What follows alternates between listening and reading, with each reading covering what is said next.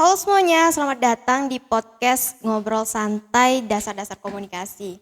Bareng aku Nurul Hafizoh, hari ini kita bakal bahas topik yang seru banget nih, yaitu sistem komunikasi kelompok.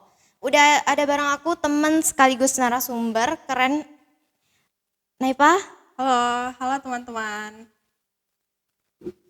Oke langsung aja nih. Naipa, banyak yang mungkin belum tahu sebenarnya apa sih yang dimaksud dengan sistem komunikasi kelompok? Oke, jadi Pijo dan teman-teman, sistem komunikasi kelompok itu adalah penyampaian pesan anggota dalam sebuah kelompok untuk mencapai tujuan bersama. Biasanya terjadi dalam kerja tim, organisasi, ataupun komunitas. Oh gitu ya. Jadi komunikasi di dalam kelompok itu punya sistem tersendiri gitu? Iya, benar banget. Sistem komunikasi kelompok itu ada alur komunikasi yang dimana siapa yang menyampaikan pesan, siapa yang menerima pesan, dan bagaimana umpan balik atau feedbacknya.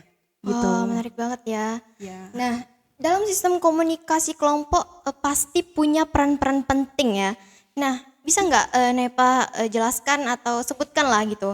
Apa sih peran-peran penting dalam komunikasi kelompok itu sendiri? Oke, iya benar banget ya. Karena kita tahu ya kelompok itu pasti terdiri dari beberapa bagian.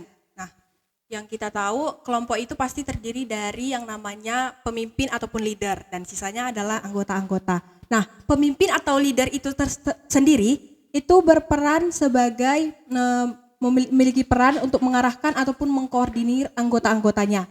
Nah, anggota-anggotanya sendiri juga punya peran dan tugas masing-masing nih.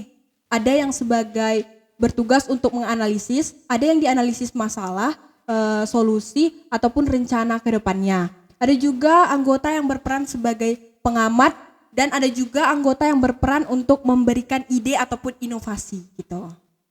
Oke. Tapi Naipa, kadang komunikasi kelompok itu suka nggak efektif. Nah, Ya, menurut Naipa nih, apa sih penyebabnya ketika sistem komunikasi kelompok itu nggak berjalan efektif? Nah, karena tadi yang saya sampaikan ya, komunikasi kelompok itu kan terdiri dari beberapa orang. Nah, orang-orang yang di dalam kelompok itu pasti memiliki karakteristiknya masing-masing. Nah, itu sebenarnya salah satu tantangan juga dalam kita berkelompok. Nah, biasanya yang sering terjadi itu konfliknya, pertama, kita itu kurang menghargai pendapat satu dengan yang lain, kurang terbuka, dan sering juga kita dalam anggota kelompok, baik anggota kelompok ataupun ketuanya, itu sering ingin lebih dominan dari yang lain nih. Dan yang terakhir itu ada sebuah konflik yang gak kunjung selesai. Jadi itu konflik itu akan terbawa-bawa terus gitu. Nah itu sih konflik yang ataupun hambatan biasa terjadi dalam komunikasi kelompok gitu. Oh gitu ya. Nah, biar komunikasi kelompok bisa efektif nih, Ya. apa sih tips nih buat pendengar kita gitu yang bisa Naipa sharing gitu, yang bisa Naipa share? Oke, jadi yang pertama, teman-teman kita harus belajar untuk menghargai orang lain. Kita harus belajar untuk menghormati pendapat orang lain. Kita nggak boleh kelihatan dominan. Dan juga kita harus fokus kepada tujuan kita bersama. Kita harus sama-sama membangun dalam anggota kelompok itu supaya tujuannya dapat kita capai bersama. Gitu.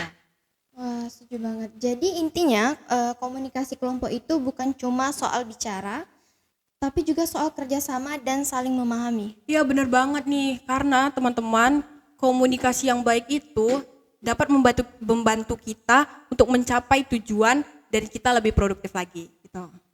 Oke, terima kasih banyak ya Naipa udah sharing buat hari ini. Ya sama-sama. Buat pendengar ngobrol santai dasar-dasar komunikasi, semoga obrolan kita bisa nambah wawasan tentang sistem komunikasi kelompok. Sampai jumpa di episode selanjutnya. Saya Nurul Hafizah. Saya Naila Dwi Agustina. Pamit undur diri. Bye.